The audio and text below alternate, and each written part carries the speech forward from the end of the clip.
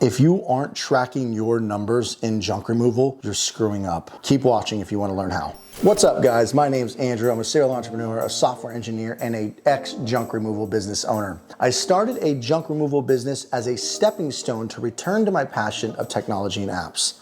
I invite you guys to stick around, hang out, follow me on my journey from recently selling my junk removal business to building a billion-dollar home services app called Autopilot. And that is true. If you guys want to join my private community for free, I have all of my resources in there. I have my pricing sheet, my daily P&L that I'm about to share with you. I have check-in, check-out sheets, my daily profit and loss, employee handbook, job interview questions, company recordings of 27 other companies and their sales pitch. I also have 100 call recordings of my call agents with real live calls of actual customers, my phone sales script, gig worker template, job ad that I post to get employees, and my Craigslist posts to advertise my business. So there's a lot of free stuff in there, guys, and that is completely free. You can get the link in the video description down below. And also my course, 20 hours of content. You get complete access to me. You can book me whenever you want. You could call me whenever you want. You can text with me personally. The course is also in the video description down below, junklaunchbyjedi.com. Tons of awesome stuff in there, guys. So if you guys want to take your junk removal business to the next level,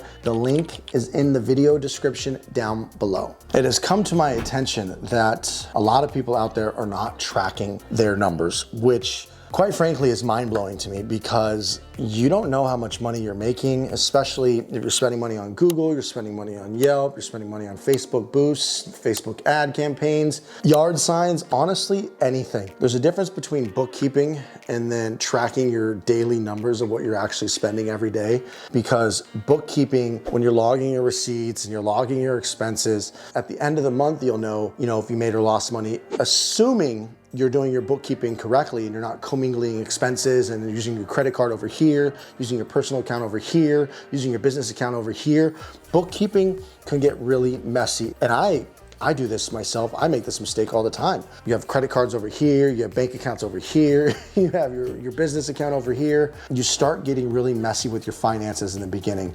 And it's really hard to tell if you're making or losing money. And it makes bookkeeping a nightmare. It makes your books ugly as hell. Like I said in the previous video, this video here, if you're commingling expenses, you have pierced the corporate veil. You are no longer a limited liability company. You are not protected anymore. And I don't care what anybody says, you're not. Once you make one small bookkeeping error, you are no longer following the law of being a limited liability company or a corporation, and you pierce the veil. But this is not about that. This method that I'm going to talk about, tracking your daily expenses, your income and expenses, I just like to call it a daily P&L, is going to be a lot more accurate, because you're going to log it every day, no matter what you spent, no matter what you did, what you made, everything that you've logged, and you'll know exactly every day how much money you've made or lost. You should still do your bookkeeping. This is completely separate from your QuickBooks. This is a custom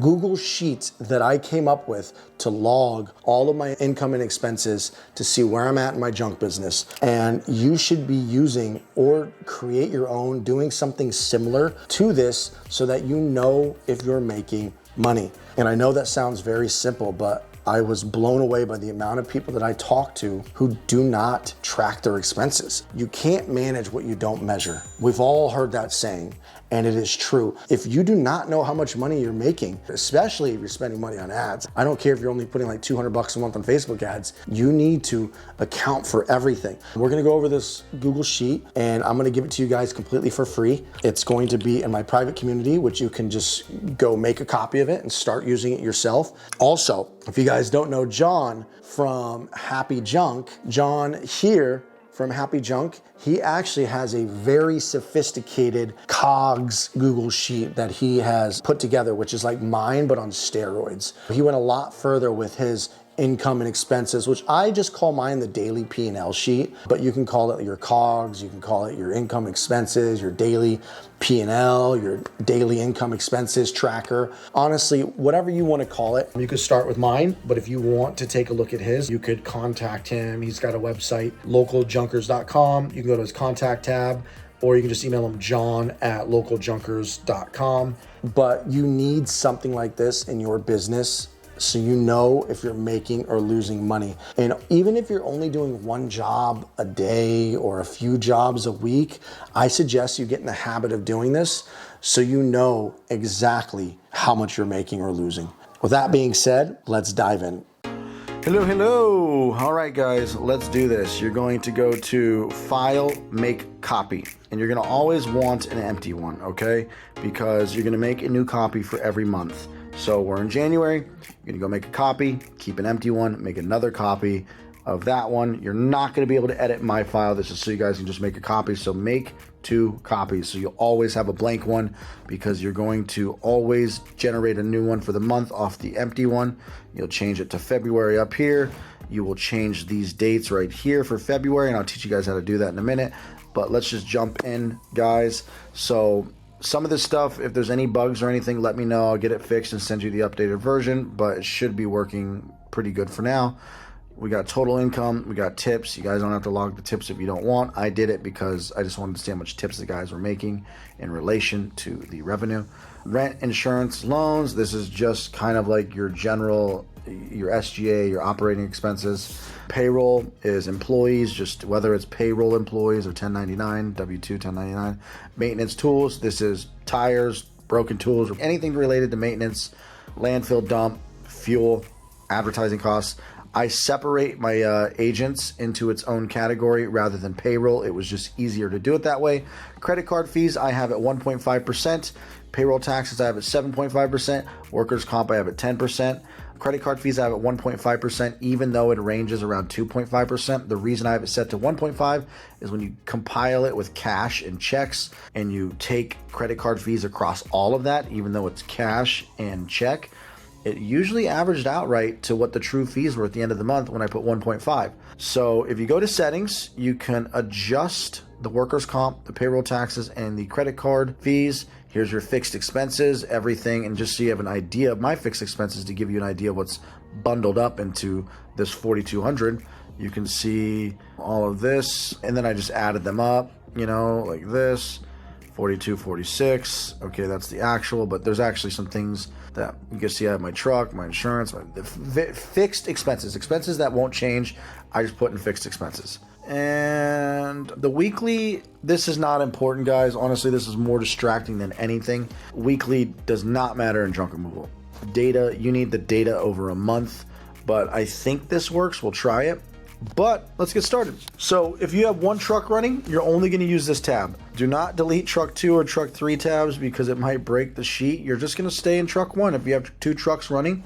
And these are like actually different locations. So if you have like 2 trailers and 1 truck, you know, just 1 truck running that day making money, I'd probably stick to everything in here. But if you do have 1 employee running 1 truck and another employee running a second truck, you want to break it up into 2 trucks. If you have 3 trucks, good for you. I tried to get a third.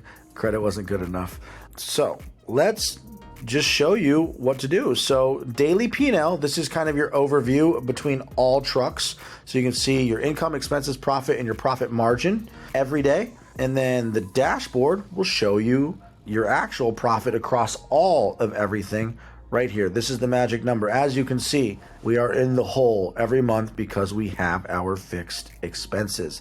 Now, of course, maybe we haven't been charged for all of our fixed expenses yet. You know, maybe we get charged on the 10th, the 15th, the 20th. Doesn't matter. We're in the hole every month, $4,200. Don't you love it? So get your fixed expenses as low as you can until you guys are crushing it. But anyways, let's do a demo. The green is editable. On truck 1, truck 2, truck 3, it's identical. We're sticking with truck 1. Don't touch anything that is not green. If you want to add in another column, or maybe you don't run local service ads, maybe you run Facebook ads. I did not have Facebook ads compiled into here. I made a separate section. I was too lazy to add it. But if you guys want me to add another column so you can customize it, just let me know. I will add another column here if you have more daily expenses. But what you can do, if you have Thumbtack and Facebook and Google, add them all up and just name this one all other ads. And then you would compile your Facebook ads, your Yelp ads, whatever, or we can add more columns. But for the sake of simplicity, guys, the truck income for today was how much. Now remember, I only put money collected. No IOUs, no net 30, no net 45, and I don't count that. I wait till that money hits the bank. So credit card machine money, all counts. A check written to you, that counts. If it bounces, it sucks, but you still count it. But no net 30 payments, no. So let's say we got $1,000 today, credit card transactions with the Clover machine and cash. We made 1,000. Boom, we put 1,000 right there. As you see, it comes over income. Boom. Let's go to the dashboard. We have now made $1,000. Tips earned, we're not going to log tips, leave it blank, and put the amount of jobs. Today we did 3 jobs. Average job size 333. The dashboard, nice, 333. Average profit margin, this might be broken. Ignore that for now. And you can see the credit card fees are working. There's that 1.5%. Let's go back. Let's make it an aggressive day. Okay, we had a bad day. It happens. It's junk removal. We spent $400 on ads. Let's just say we're running only Google ads, so we'll just put 0. Gas, let's say we filled up in the morning, $100 in gas. Let's say we dumped once, $60. Let's say we had 2 people on the truck for 8 hours. Let's say 17 for the passenger, 20 for the driver, times 8 hours. That was $177 in labor they clocked in. Bada boom, bada bang, bada bomb. You know what? Fuck it. Let's count their tips. $100 in tips. They earned $100.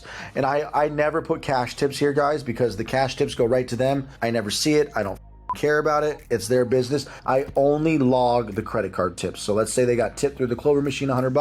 Bada boom, bada bang. Let's go back to the dashboard. Our average job size as of today so far, $333. Income, bada boom, bada bang. Estimated payroll tax. But if we go to the daily P&L, we can see our income, our expenses, our profit, our margins, profit per truck. And some trucks lose money sometimes. It is. Like, I have lost money 7 days in a row before. Ads, employees, dump fees, gas, it happens. But then you start making money. But that's what's cool about the daily profit and loss is you can kind of keep track. So the next day, let's have a bad day. Let's say we made $1,500. And the employees made 200 in tips. It was 4 jobs. Average job size. Let's make our average job size good though. There we go. Now we're talking. But let's say Google sucked today, guys. $700 in ads. Let's say we were experimenting with Thumbtack and you spent $100 on Thumbtack, whatever. You filled up gas in the morning again, $100. You dumped 3 times today. 60, 120, 180. And let's say your employees clock 12 hours of labor. If you're paying overtime, you're going to have to figure that out yourself.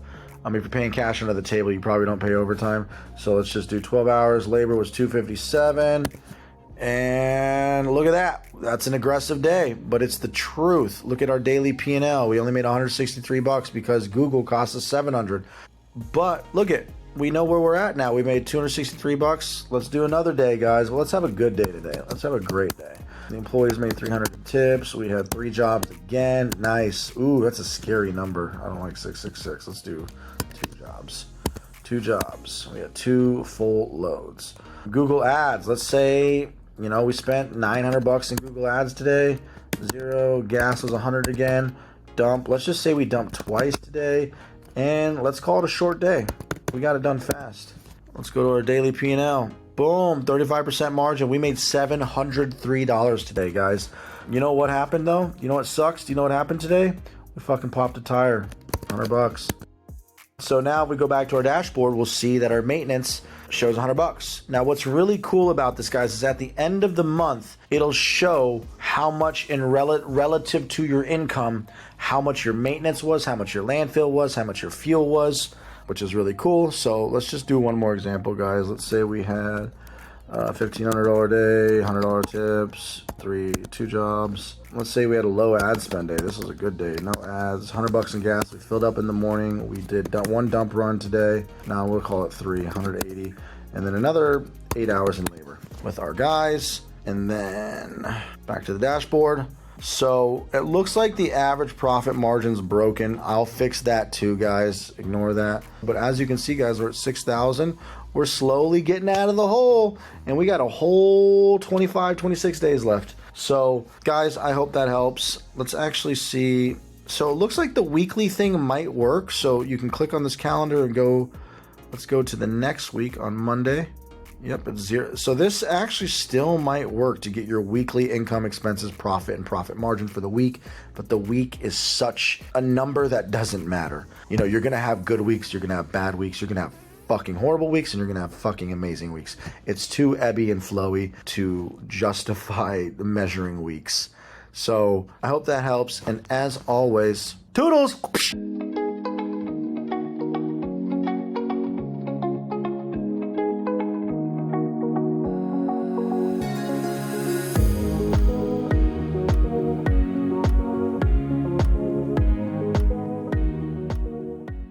Let's tell you my story real quick. I've always been a software engineer my entire life. I started programming when I was 10 years old, but I started with HTML on AOL 3.0, and they would teach you basic HTML tags. So I was learning this shit at 10 or 11 years old. Then I just slowly progressed and started building more websites, learning PHP, learning databases like MySQL and all that stuff. The last app that I was working on was a travel app. I raised $150,000 from investors, and that was actually right before COVID hit. It was a travel app meant to travel with friends across the world, the globe, and they didn't even want you to hang out with your family. I kept telling the investors, it's gotta go away someday. I have the app semi-ready to go. You know, we wanted to start doing beta testing, but nobody wanted to fly, let alone pay for this new experimental travel app that I was trying to show to the world. Me and my lady had our second kid, newborn, and we're burning down to our last few $1,000s. And it's getting to a point where I'm like, we need money now. So one of my friends I was talking to, and he's like, dude, I used to do junk removal. I looked into it, I Googled it, I found Sonoma Strong, $1,000 a day, Steve Conroy, $1,000 a day, $2,000 a day,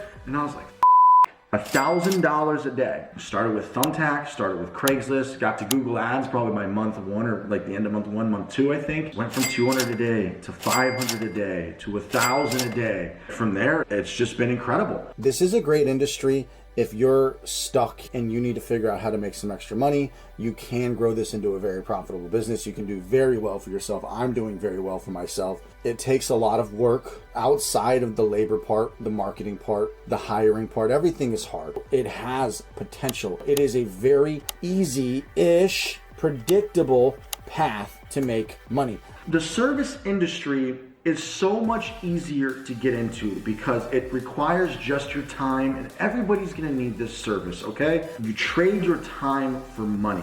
It doesn't matter if it's landscaping, moving, junk removal. There are so many home services that you can get into that don't require a skill. People need this home service. So getting into the services business is a very safe, predictable, slow growth path, but very doable. That is the beautiful thing about junk removal. So guys, if you want to check out the course and you want your A to Z on how to build a junk removal business, check it out in the link below.